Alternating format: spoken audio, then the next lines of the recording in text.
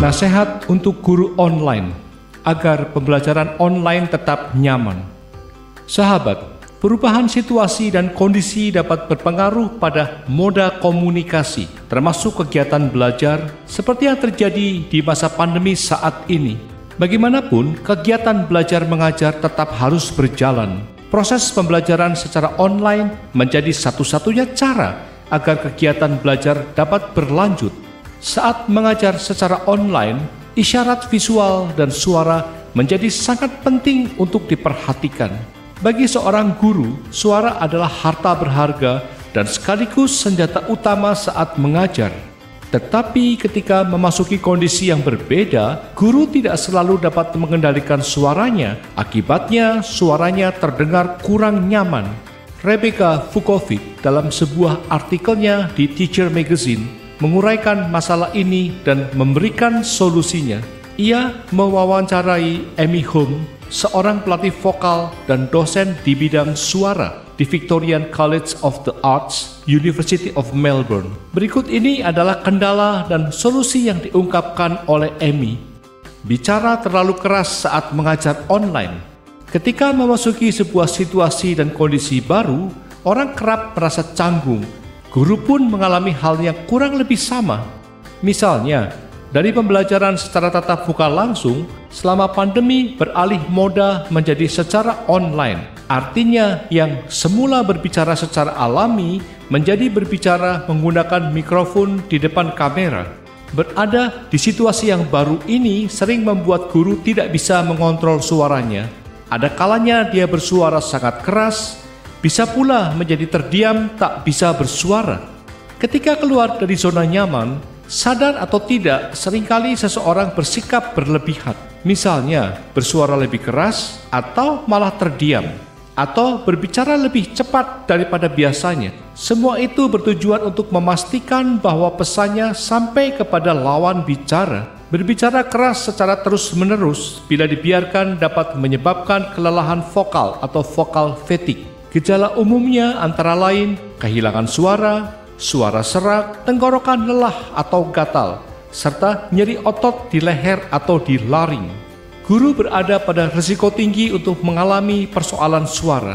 Dalam sebuah survei terhadap 2.500 guru dan non-guru di Amerika Serikat, 58% guru dilaporkan mengalami persoalan suara sepanjang hidup mereka.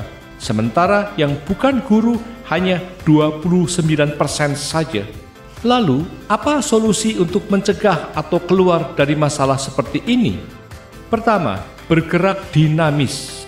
Amy mengatakan banyak guru ketika mengajar secara online merasa bahwa ia harus meninggikan volume suara agar lebih didengar. Bisa jadi itu karena mereka tidak menyadari bahwa kamera dan mikrofon sangat sensitif terhadap suara. Ini membuat suara guru terkesan terlalu bersemangat dari biasanya. Karena tidak terbiasa dengan kamera, maka mereka perlu lebih banyak berkreasi. Daripada duduk dan hanya wajah mereka yang tersorot kamera, ada baiknya mereka lebih sering mundur sedikit sehingga seluruh tubuh mereka terlihat di kamera. Dengan demikian, mereka dapat menggunakan seluruh raga dan bergerak secara dinamis, bukan hanya berbicara, kata Amy. Selain untuk menghemat suara, cara demikian juga dapat membantu guru memperkenalkan lebih banyak isyarat visual dan gerakan. Misalnya, ketika guru hendak menyela pembicaraan murid, dia tidak perlu meninggikan suara untuk didengar. Guru dapat memberi isyarat dengan misalnya mengangkat tangan sebagai tanda hendak bicara. Kedua, bicaralah lebih lambat dan lebih jelas. Amy menambahkan, bagian guru dapat mengalami kelelahan vokal karena sering berbicara keras sebagai akibat dari kesalahpahaman dalam mengelola percakapan secara online. Kebanyakan orang berpikir bahwa jika mereka tidak didengar atau tidak dipahami, itu karena mereka tidak berbicara cukup keras. Padahal, masalah sebenarnya terletak pada ketidakjelasan ucapan mereka ketika berbicara. Oleh karena itu, penekanan pada diksi dan konsonan memperlambat kecepatan bicara dan sering mengambil jeda seharusnya lebih diperhatikan. Sering berhenti adalah cara yang baik untuk memeriksa apakah yang Anda katakan telah tersampaikan dan apakah mereka memahami serta menyimaknya. kata Amy. Ketiga, jangan ragu membuka mulut. Salah satu kendala yang membuat suara seseorang terdengar seperti berkumur adalah karena dia tidak membuka mulut dengan semestinya. Padahal dengan membuka mulut membuat kata-kata yang diproduksi terdengar lebih jelas dan bulat. Gerak bibir juga dapat membantu murid menangkap dan memahami kalimat yang diucapkan sang guru. Jadi, jangan ragu untuk membuka mulut agar suara terdengar lebih jelas. Keempat, gunakan headset. Menggunakan headset saat mengajar bisa menjadi salah satu cara untuk menghilangkan tekanan bahwa guru harus berbicara lebih keras agar suaranya sampai ke mikrofon. Memang perlu penyesuaian bagi yang belum terbiasa, namun bila kecanggungan menggunakannya teratasi, dia akan memperoleh eksibilitas lebih luas.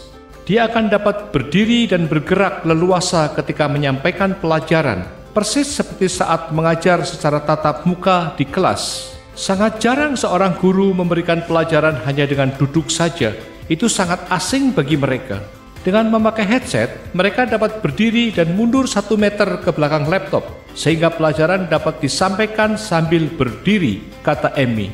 Headset juga mampu memberikan banyak umpan balik secara audio dengan segera. Kelima, menyelaraskan tarikan napas. Mencegah kelelahan vokal dapat dilakukan dengan menarik nafas dan menyelaraskannya. Cara ini disebut sebagai diafragma interkostal, yaitu menjaga diafragma bergerak seiring dengan nafas. Amy juga merekomendasikan agar para guru memeriksa lingkungan kerja WFH (Working from Home) mereka agar mendukung penggunaan suara yang efektif.